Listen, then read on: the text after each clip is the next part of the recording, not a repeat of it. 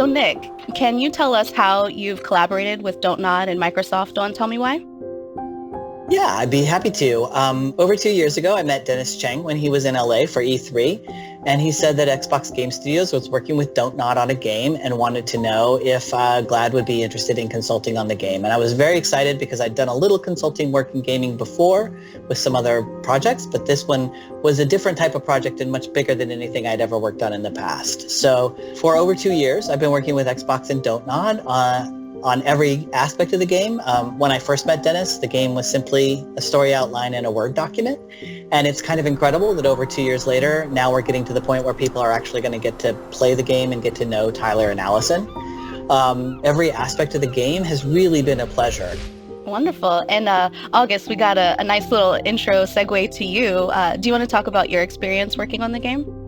Yes, of course. One of the things that I laugh about is my first recording session ever. I showed up at the studio and the entire development team was there. So it was like 10 people watching me in the recording booth. It was always a collaboration. It was always a team effort. They never wanted me to feel uncomfortable, which I never did. And that was just it was such a beautiful experience because I know that sometimes it's the exact opposite, but Don't Nod did a fantastic job, and Microsoft has been, great. The whole process has been incredible. Great, that's wonderful. And can you tell us a little bit more about the history of trans representation in gaming and what you know of all of your years of experience? I am a trans woman and I've been playing games for my entire life. So when I hear, that a game has a trans character in it, I feel that sense of bracing myself for what comes next, because I know that in the past it hasn't always been so good. Many trans characters in games have been treated as deceivers or villains or punchlines to a joke, and it's not always been pretty the way that trans stories have been told, because trans voices haven't always been present behind the scenes. And when you have trans stories told by non-trans people, there tends to be fascinations with certain ideas about the trans experience that just aren't true to life. And so I think having Nick and August and myself on this project is going to show through that this is a trans character that is unlike anything we've seen before. And to have not just a major character in a game, but a playable protagonist is just incredible. I think it's gonna change the entire future of what trans representation in gaming is all about. Yeah, it's really, really insightful. Thanks for sharing that history. The only thing that matters is you're my brother. So, Livy, why is representation in gaming important to you?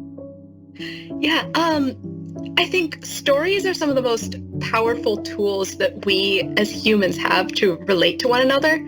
And it's especially powerful when you're someone who's seeing yourself in any form of media for the first time. LGBTQ audiences have traditionally been pretty underrepresented in mainstream gaming.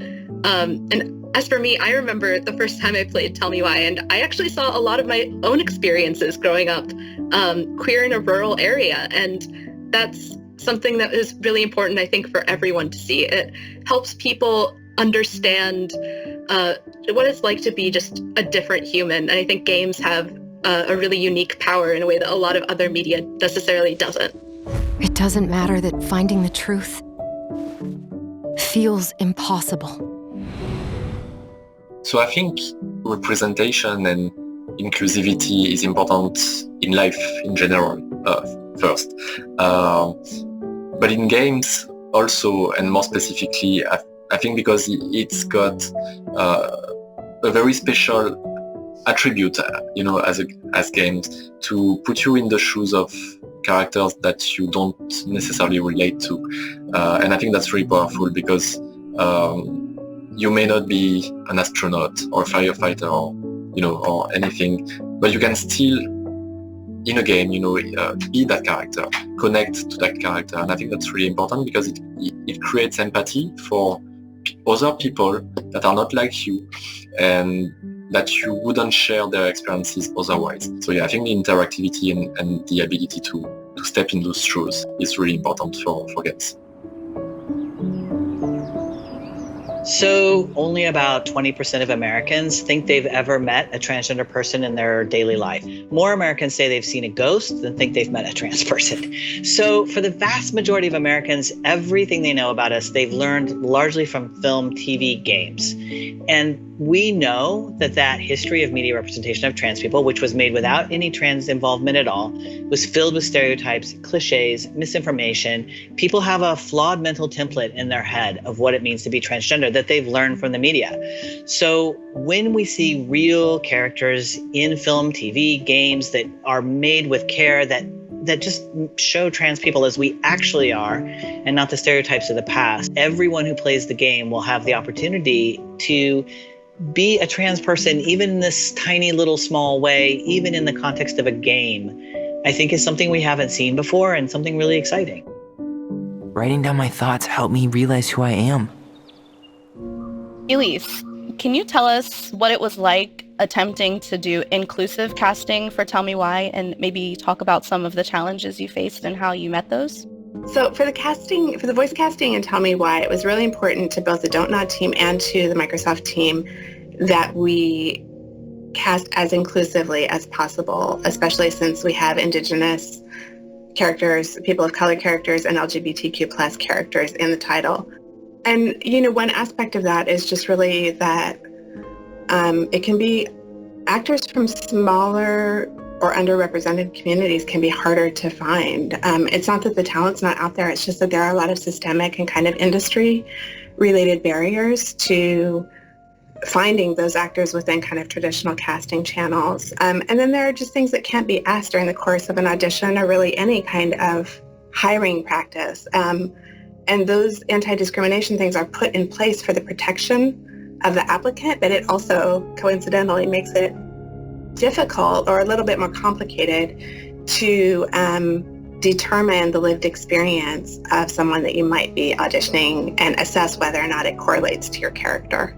But I think it's important just to look at your script and consult your narrative team and really figure out what the most important lived experience is, assuming that you're trying to do inclusive casting. That was awesome.